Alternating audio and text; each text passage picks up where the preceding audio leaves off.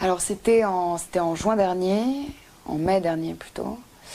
Je monte dans le métro et 3 individus arrivent, montent dans le wagon et s'assiedent à côté de moi. Un d'eux s'assied à côté de moi et me regarde, rit et commence à jouer avec mes lunettes de vue. Donc ce qui veut dire qu'on était assez proches, enfin, ils étaient assez proches de moi.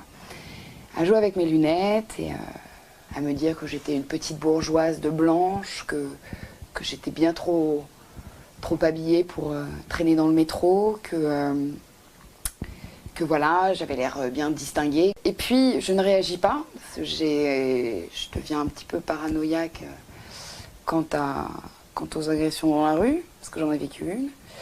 Et donc je pense que ça les a énervés, en fait, le fait que je ne réagisse pas.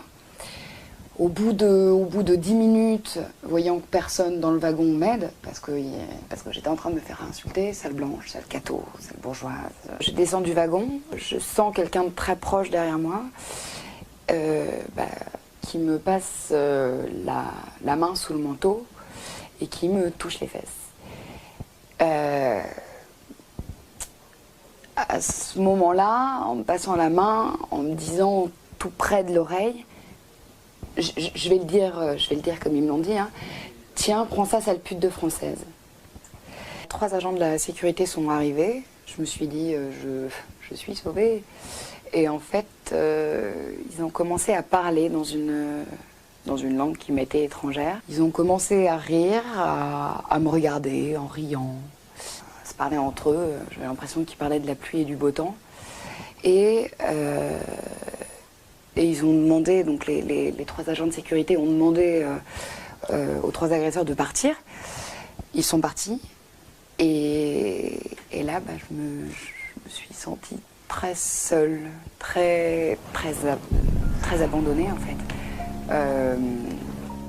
J'avais l'impression d'avoir aucun recours à la défense et à l'entraide. Je pensais être victime et en fait on me met dans la peau de la bougresse apparemment qui